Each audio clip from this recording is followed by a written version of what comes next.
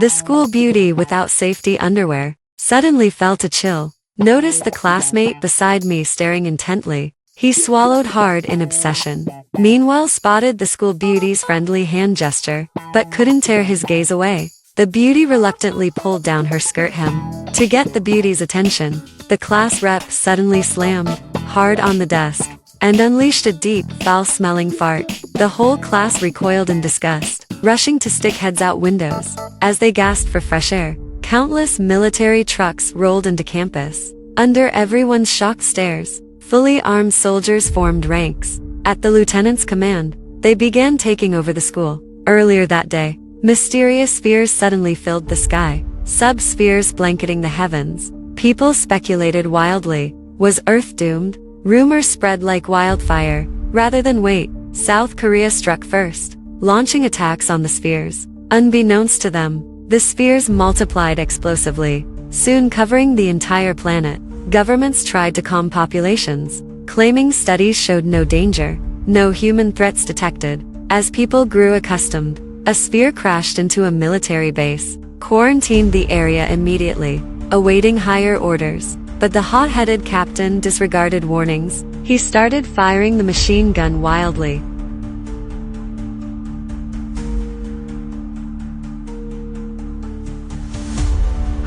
Fired at it with a machine gun, but it didn't budge. He demanded the latest anti-tank rocket launcher. With a thunderous explosion, the subball area erupted in flames instantly. But as the explosion's fog cleared, the subball remained completely intact. Just as everyone stared at it in confusion, the sphere began pulsating with eerie sublight, accompanied by a blood-curdling screech.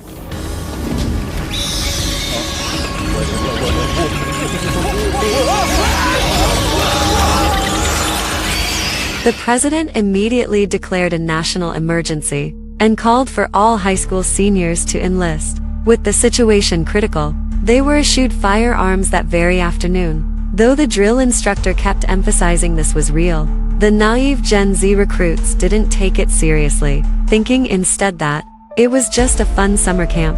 Until one moonlit night, when a slacker was fighting a top student, another sub-ball crashed into the school. The impact hurled them across the courtyard, but they showed no fear, even approaching to inspect its surface, only for it to suddenly open a gaping maw behind the top student, who had no idea of the impending danger. As he turned to look, a tentacle lashed out and grabbed his ankle, hoisting him upside down into the air. No amount of kicking would free him.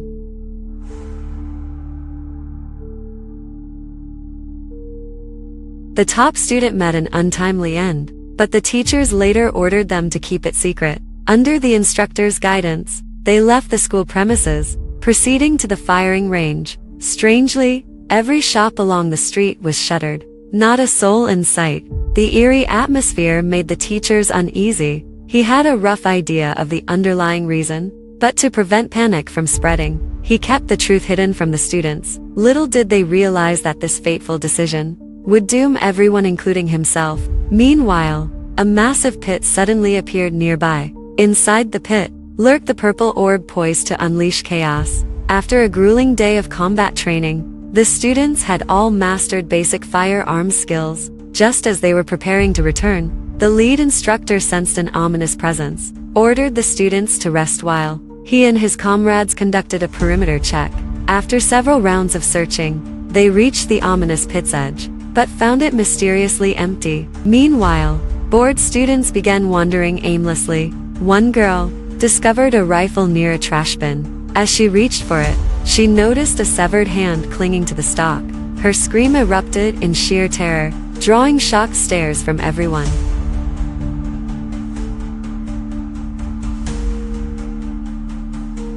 The teacher followed the hand's direction, seeing blood-smeared footprints everywhere, moved forward, soul shaken. As classmates begged him to stop, he stubbornly pressed onward, until he faced the grotesque spectacle, and froze in horror. First he saw a mangled female corpse, missing limbs. I don't want to look.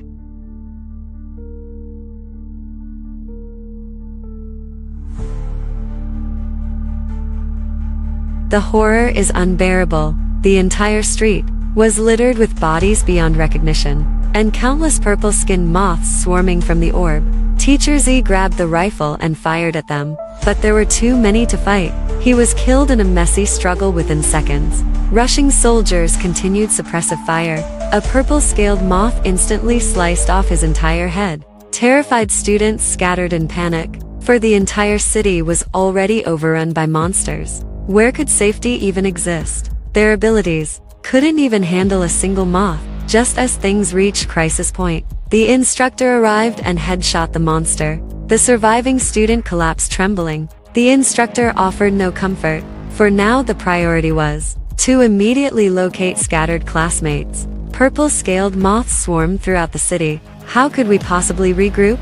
Meanwhile, two girls being chased fled into a phone booth, but as they closed the door, they accidentally triggered the alarm. The alarm instantly drew all the moths. The moths abandoned their previous targets and swarmed toward the booth. One nearly shattered the glass with its strike.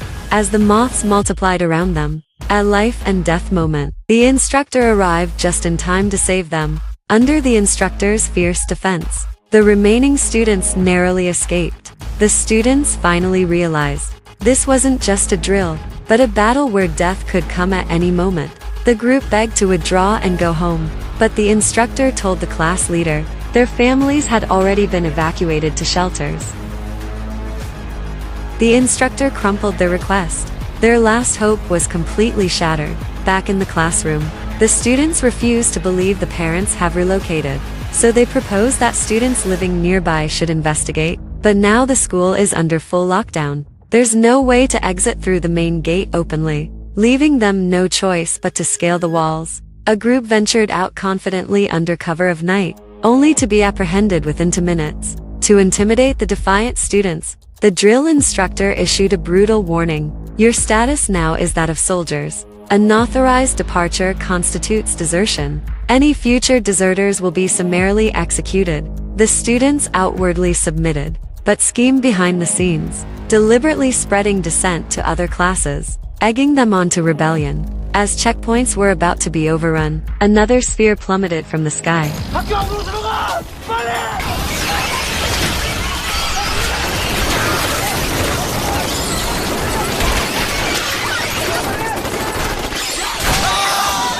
The sphere erupted into swarms of purple-scaled moths, attacking humans with frenzied violence. The scene erupted into chaos. Students scattered in panic. Soldiers fought desperately to protect them, but the enemy numbers were overwhelming. Before subduing the first, another sphere fell. Their forces were no match. In that dire moment, a warrior seized a discarded rifle.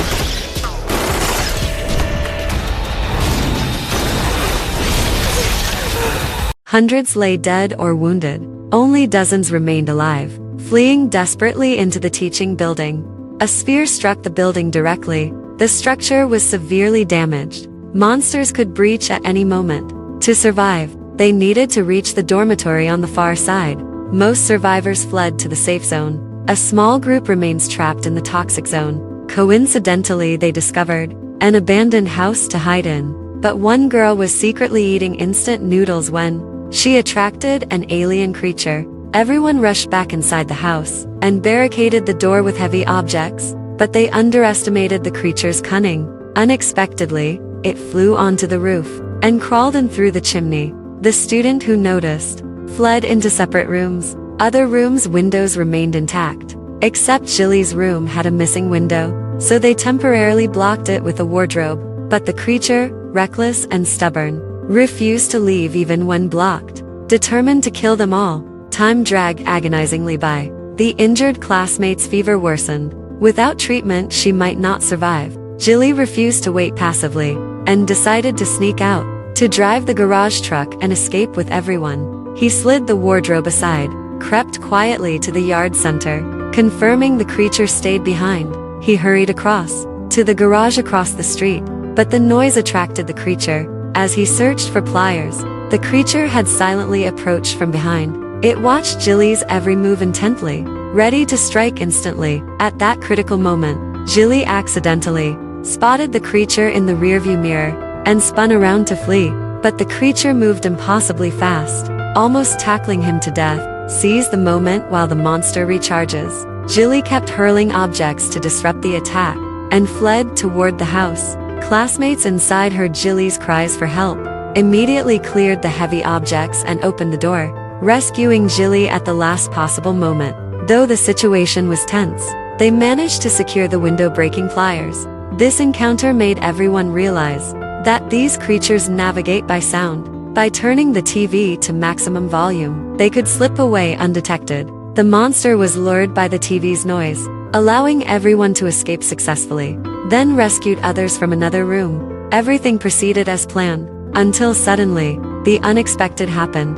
The DVD suddenly malfunctioned. The monster instantly sensed the disruption and began crawling out through the chimney. Taiwan held it back with a broom, giving escaping students precious time. But misfortunes compounded. The truck keys were nowhere to be found. Meanwhile, the monster broke free from the pipe, launching relentless attacks.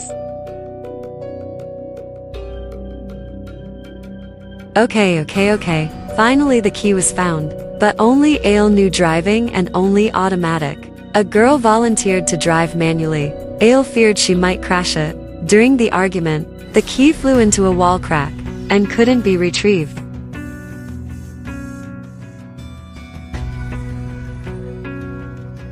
As the monster approached the roof entrance, someone suggested abandoning the injured classmate, arguing that running straight out might still save us. The group fell silent.